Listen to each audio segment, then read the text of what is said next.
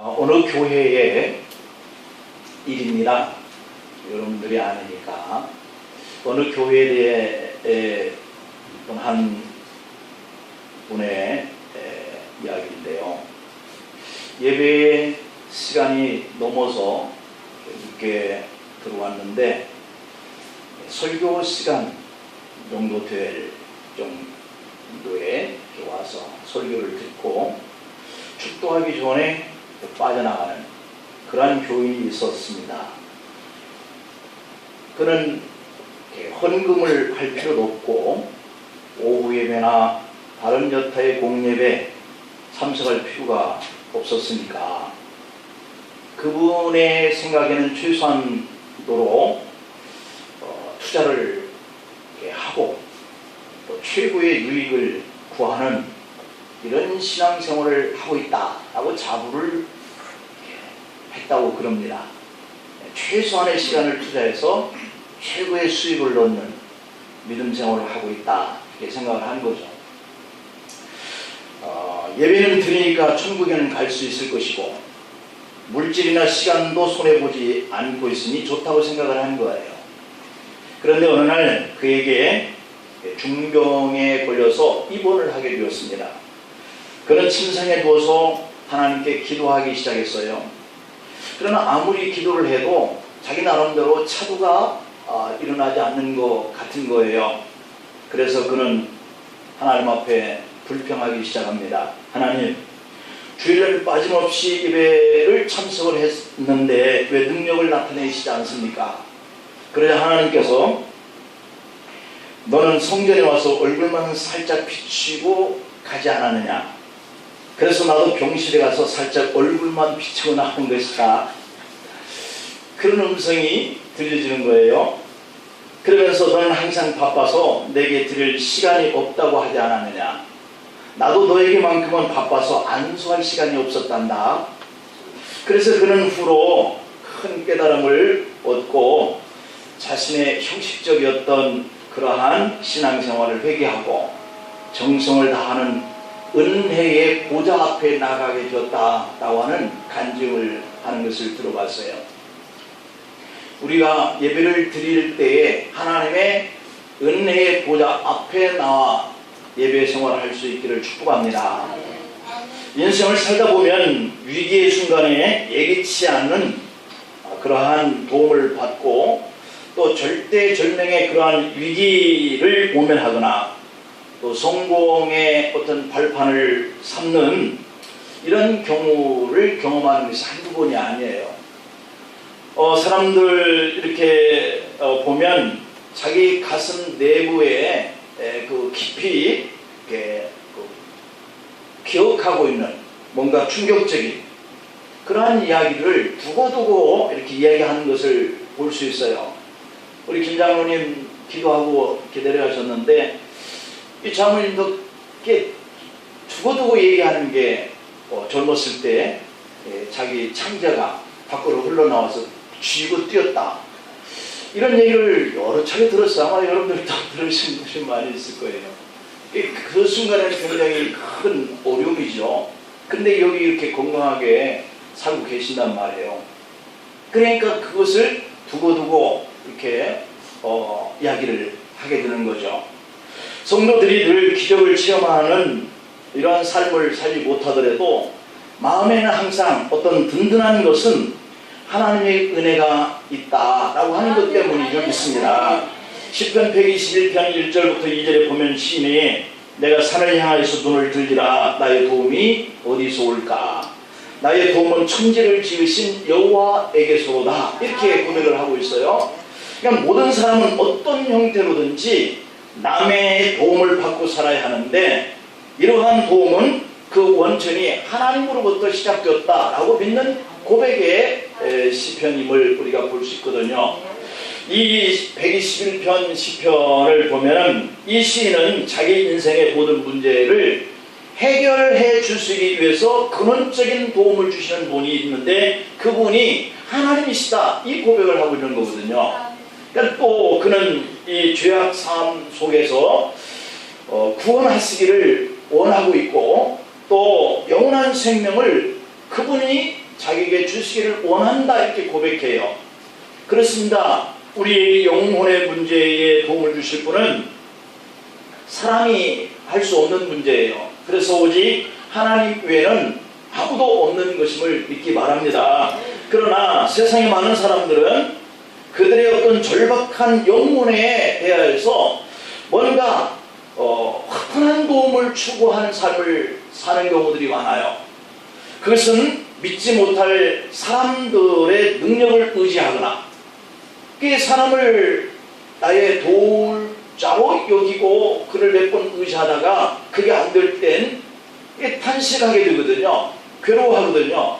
그러니까 그분은 본래 자기에게 어떠한 구원해 줄 수 있는, 문제를 해결해 줄 수 있는 대상이 아닌 사람을 의지했기 때문에 때로는 이렇게 실망을 하는 거예요. 그래서 사람이 만든 거짓 신을 섬기고 그러다가 우상숭배가 내게 복을 주시는 것인가 생각하고 헛된 신을 따르고 추구하고 이렇게 갈구하는 이런 삶을 통해서 시간을 낭비하죠. 이러한 도움은 모든 것이 가증된 것이고 아무런 유익이 없는 것이고 결국 허탄한 것이다. 하나님은 성경을 통해서 우리에게 분명히 말씀하고 있거든요. 에베소 5장의 5절 말씀을 보면은 너희는 정녕 이것을 알거니와 음행하는 자나 더러운 자나 탐하는 자 곧 이렇게 하면서 우상숭배자는 그냥 이 음행이나 더러운 자나 탐하는 자 이 모든 것들이 결국은 우리의 마음을 빼앗는 탐심은 곧 우상이니라 이런 의미와 같이 곧 우상숭배자 이렇게 표현을 하고 있어요. 그냥 더러운 것을 쫓거나 아니면 음행한 것을 쫓거나 탐하는 것을 쫓는 것이 다 곧 우상숭배하는 자라고 이렇게 결론을 내리고 있거든요. 그러한 사람들은 다 그리스도와 하나님의 나라에서 기업을 얻지 못할 것이다 이렇게 결론을 내리고 있고요. 또 계시록의 21장 8절 말씀 속에서 보면 두려워하는 자들과 믿지 않는 자들과 흉악한 자들과 살인자들과 음행하는 자들과 점술가들과 우상숭배자들과 거짓말하는 모든 자들은 불과 유황으로 타는 못에 던져지리니 이것이 둘째 사망이니라 이렇게 경고하고 있거든요. 그러니까 결국에 그리스도와 하나님 나라의 기업을 얻지 못할 자가 되어지기 때문에 두 번째 사망에 빠진다. 이 두 번째 사망은 우리가 잘 알고 있는 것처럼 육과 영이 만나서 오늘의 우리의 삶을 영위해 가고 있어요. 그런데 아버님이 돌아가셨다, 어머님이 돌아가셨다라고 할 때에 이 돌아가시는 것이 죽음이잖아요. 이 죽음이라고 하는 이 상태가 바로 함께 공존하고 있던 영이 육과 분리된 상태를 말하는 거예요. 그래서 이 영은 하나님 앞에 본래 왔던 곳으로 가게 되어지는데 이가 이 땅에서 하나님을 아버지라 이렇게 부르지 않는 자는 곧 사망에 집어 던져지는데 이게 바로 두 번 죽는 자리라는 얘기예요. 그래서 둘째 사망이다 이렇게 표현을 하고 있어요.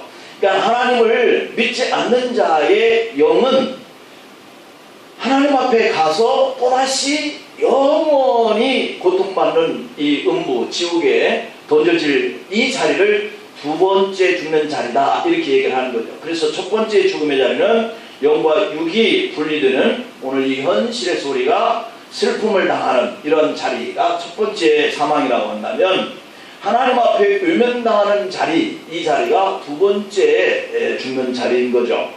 그래서 바울은 고린도전서 10장 14절에서 그런즉 내 사랑하는 자들아 우상 숭배하는 일을 피하라 이렇게 간곡하게 부탁하고 있거든요. 왜냐하면 이 사람들은 우상 숭배하는 그 대가가 두 번째 사망에 던져지는 자리이기 때문이죠. 이러한 우상에게 오늘날 믿지 않는 사람들이 허탄 생각을 가지고 도와달라고 이렇게 요청하면서 산다는 거예요. 그래서 그의 도움을 받기는커녕 오히려 그 대가가 하나님 앞에 갔을 때에 음부에 던져지는 두 번째 사망의 열매를 맺게 되는 거예요. 그러므로 우리는 어떤 위기에 봉착했을 때 혹은 어떠한 위험에 직면했을 때 만물의 피조물에는 도움을 기대하지 말아라 이렇게 성경은 경고하고 있는 거죠. 같은 피조물이기 때문에 우리의 영적으로나 육적으로 도울 이런 힘이 결국은 제한되어 있다. 우리가 친척이나 가족들도 한두 번은 도와줄 수 있어요. 그리고 내 사랑하는 가족들에게 아파서 병원에 오래 계시거나 가정 안에 오래 계시면 이 자녀들 또한 빨리 돌아가셨으면 좋겠다, 이 생각을 갖고 상을 당하면 오히려 내심 홀가분하다 하는 이런 마음 때문에 그저 우는 것이 아니라 기쁜 마음이 있는 거예요. 이게 뭐냐면 우리 인간의 제한적인 그런 도움, 이 관계 때문인 거죠. 그래서 오래 누워 계시면 이렇게 효도하는 것도 쉽지 않아요. 그래서 사람의 이 피조물의 도움의 관계라는 것은 제한적이고 일시적이고 부분적인 것이다. 그러나 천지를 지으신 하나님은 그 도우심이 완벽한 도움이고 영원한 도움이고 전체적인 도움이다. 성경은 그렇게 말씀하고 계세요. 그래서 시편의 121편의 시는 자신에게 절실한 필요한 도움을 찾기 위해서 방황하는 그 고백을 하고 있다가 이렇게 그 도우심을 주실 수 있는 분은 여호와 하나님이다, 이것을 발견하게 되죠. 대개 사람들이 그러하듯이 먼저 자기를 도와줄 사람을 찾기 위해서 주변을 돌아본다라고 하는 거거든요. 그러니까 마치 강도를 만나서 거의 죽게 된 자가 죽음의 공포의 자리 속에서 나를 도와줄 자를 기다리는 거죠. 그런데 간절히 기다리는 이 강도 만난 이 사람에게 믿음을 주었던 이 제사장, 레위인, 이들은 그를 보고 멀리 피해갔다라고 하는 거예요. 이런 것처럼 시인이 당한 공경을 누구도 거들떠 보려고 하지 않는 것이다. 그래서 시인은 세상에서의 도움을 포기하고 이제 산을 향하여서 문을 들어서 하나님만을 바라보며 그분께 도움을 기대하는 이런 고백을 우리에게 전해주고 있어요. 믿음은 세상에 대해서 절망을 하고 세상을 향하던 눈을 하나님께로 돌리는 것이 믿음인 줄 믿습니다. 하나님은 인생의 근본적인 우리의 영혼의 문제를 해결해 주기 위해서 독생자 예수 그리스도를 이 땅에 보내주셔서 그로 하여금 멸망의 길에 들어선 우리 인생의 길을 하나님께로 돌이키게 하는, 회개케 하는 이러한 사역을 하셨다는 것이죠. 이러한 도움이 바로 그리스도인의 구원의 사역이고 메시아적 사역인 거예요.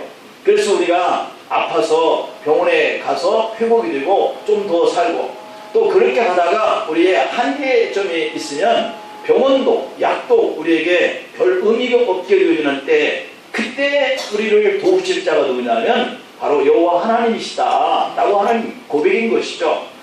잔다르크라고 하는 인물은 아마 여러분들이 영화를 통해서도 그분의 업적을 잘 알고 있을 거예요. 이분은 프랑스 조국을 해방시키려고 신앙의 군대 6,000명을 모집하죠. 그들을 이끌고 오를레앙 성으로 쳐들어가서 영국군을 깨뜨리고 그곳에 갇혔던 이 프랑스의 군인 듀누아를 구출한 프랑스의 애국소녀이죠. 그는 이 프랑스에 큰 업적을 남기고 이렇게 훌륭한 일을 했음에도 불구하고 이 잔다르크는 왕의 측근들의 시기를 받고 영국군에 팔려서 루앙에 유폐되고 맙니다. 그때 박해자들은 잔다르크에게 당신은 이제 모든 사람에게 버림을 받은 외톨바위가 되었어 라고 조롱을 하고 빈정댔다는 것이죠. 그러나 잔다르크는 그들의 조롱에 아랑곳하지 않고 하나님과 함께 있는 편이 좋다 이렇게 고백을 했다는 거예요. 잔다르크는 말하기를 하나님의 사랑은 나를 버리는 일이었고 나를 실망케 하지 않는다 라고 고백을 했습니다. 그렇습니다 여러분. 사람과 피조물을 의지하면 우리에게 부분적이고 제한적인 한계로 인해서 실망할 때가 오지만, 그러나 우리가 믿는 그 하나님을 의지하는 그 도우심은 결코 우리를 실망시키지 않는다는 거예요. 여러분, 하나님은 도우시되 오늘 이 본문의 16절에 뭐라 그러냐면 때를 따라 돕는 은혜를 주신다 그러셨어요. 믿으시기를 축복합니다. 그러면 여기서 때를 따라서 돕는 은혜가 무엇인가 하는 이것을 우리가 아는 것이 참 중요하죠. 그것은 하나님의 도움을 언제 받을 것이냐 하는 문제와 연결되거든요. 이에 대해서 시인은 때를 따라 라고 얘기하고 있고, 오늘 시브리스 기자도 때를 따라 돕는 은혜라고 얘기하고 있어요. 그러면 때를 따라 라고 하는 이 뜻은 하나님이 그의 자녀들을 도우시는데 때를 따라 돕는다는 그런 의미인데, 여기서 오해해서는 안 되는 것은 뭐냐면, 때를 따라 돕는다라고 하기 때문에 어쩌다가 일어나는 현상처럼 돕는 거 아니냐, 또는 간헐적으로 도우시는 하나님 아니냐, 그냥 항상 도우시는 그런 하나님이 아니라 그냥 간헐적으로 어쩌다 이렇게 돕는 하나님이라고 하는 이런 오해를 우리가 할 수 있게 되는데, 그런데 이 단어를 보면 유카이온이라고 하는 단어예요. 이 유카이온이라고 하는 이 단어는 때를 잘 맞춘다라고 하는 그런 의미의 단어예요. 때를 잘 맞춘다. 그러니까 도움은 때를 잘 맞춰야 한다. 오늘 기상이 농사를 이렇게 지는데 실패하게 하는 그러한 계절이었다라고 이렇게 얘기를 많이 해요. 그러니까 비가 오는데 가뭄이 계속되다가 오지 않아도 될, 또는 너무 많이 와버리는 이런 현상으로 인해서 이 농작물들의 피해를 참 많이 봤다 그러는데, 하나님의 도우심이라고 하는 것이 바로 이러한 때, 이것을 잘 맞추는 그러한 효력이 증대되는 이런 법이라는 거죠. 그러니까 이것은 하나님이 우리에게 은혜를 베푸시되 가장 적절한 때에 가장 최선의 방법, 이렇게 도우시는 분이시다, 이런 고백인 거죠. 우리는 문제 해결이 빨리 이루어지기를 다 바라잖아요.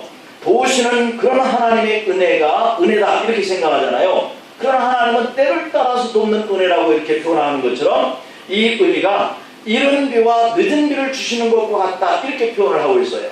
신명기 11장 13절 14절에 보면, 내가 오늘 너희에게 명하는 내 명령을 너희가 만일 청종하고 너희의 하나님 여호와를 사랑하여 마음을 다하고 뜻을 다하여 섬기면 여호와께서 너희의 땅에 이른 비와 늦은 비를 적당한 때에 내리시리니 너희가 곡식과 포도주와 기름을 얻을 것이니라, 이렇게 얘기하고 있어요. 그러니까 우리가 하나님을 잘 경외하고 하나님을 마음과 뜻과 정성을 다해서 섬기는 이 믿음을 가지고 하나님의 말씀에 청종해서 살면 그 사람에게 하나님의 은혜가 때를 따라서 돕는 은혜로 임한다는 거예요.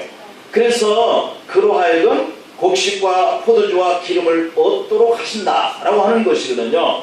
이것이 우리가 사는 땅에 이른 비와 늦은 비를 적당한 때에 하늘에서 비를 내려주시는 하나님의 은혜고 사랑인 줄 믿습니다. 이러한 사랑을 받으시길 바랍니다. 금년에도 똑같은 계절이 이렇게 진행되었지만, 어떤 이는 정말 모든 것들이 풍작을 거두고 다른 사람들이 잘 경영이 안 될 때 내 것이 잘 되는 이런 복을 받는 사람들이 개중에는 또 있단 말이에요. 이것이 바로 하나님의 이 신명기 11장 13절로 14절의 말씀이라고 하는 사실이에요. 여기서 돕는다라고 하는 이 뜻은 의사들이 어떤 도구를 가지고 치료의 행위에 사용된 말에서 유래된 말이라고 그럽니다. 응급실에 실려왔는데 의사의 손길이 닿지 않으면 큰 위험이 따를 수 있는데, 그에게 응급실로 실려가서 그 어려운 순간을 모면해내는 이러한 것이 바로 오늘 여기서 하나님이 돕는다라고 하는 의미라고 하는 사실이에요. 여러분들이 힘들고 어려운 위기 상황을 직면했을 때 하나님 앞에 믿음을 다하고 하나님을 의지하고 그럴 때 이러한 순간적인 이러한 돕는 은혜, 이것이 때를 따라서 나타난다는 거예요. 고린도전서 10장의 13절에 보면, 사람이 감당할 시험밖에는 너희가 당한 것이 없나니 오직 하나님은 믿고사 너희가 감당하지 못할 시험당함을 허락지 아니하시고 시험당할 즈음에 또한 피할 길을 내사 너희로 능히 감당하게 하시느니라, 이랬어요. 그러니까 사도 바울은 사람이 감당할 시험밖에는 너희가 당한 것이 없다, 이런 얘기거든요. 저와 여러분들이 오늘 많은 과거의 어려움이 있어도 여기 있게 되어지는 것은 그 많은 고난과 고통의 시험거리를 다 건너서 여기에 왔다라고 하는 의미가 되는 거예요. 그래서 바울이 그렇게 하시는 하나님은 오직 믿으신 분이다, 이렇게 소개를 하고 있거든요. 어떠한 무게의 고난이 오더라도 그것은 하나님께서 충분히 감당할 수 있을 만한 무게만 우리에게 내리신다, 그런 의미예요. 그러므로 시험 당할 때에 난 못해 이렇게 성급하게 판단 내리지 않기를 축복합니다. 그 시험에는 하나님의 깊은 은혜가 담겨져서 오는 시험거리라는 거예요. 한 어린이가 동생과 함께 기도를 받으려고 교회에 나왔습니다.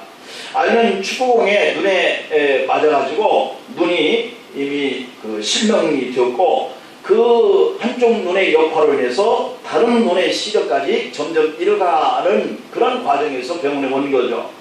안수 기도 받기를 소원을 해서 목사님은 몇 번이나 그 소녀의 눈에 대고 간절히 기도를 했어요. 그런데도 아이의 눈은 병원에 가도 목사의 안수 기도를 받아도 두 눈이 다 실명되고 말았어요. 목사님은 아이에게 최종적으로 이런 말을 해요. 하나님께서 너에게 주신 꿈을 포기하지 말라고 하셨단다. 그리고 그에게 용기를 줬어요. 아이는 어릴 때부터 세상을 위해서 큰일을 하겠다라고 큰 꿈을 가지고 있었거든요. 아이는 눈이 실명해버리고 난 이후에도 포기하지 않고 시각장애 학교를 졸업하고 연세대를 거쳐서 미국의 피츠버그 대학에 유학을 갔고 장애인으로는 처음으로 박사학위를 취득했습니다. 그리고 미국 백악관 국가장애위원회 차관보로 일을 하면서 하나님께 영광을 돌리게 되었습니다. 그분이 바로 우리 한국의 강용우 박사라고 하는 분이에요. 그는 볼 수 있는 사람보다 더 위대하게 크게 쓰임을 받은 거예요.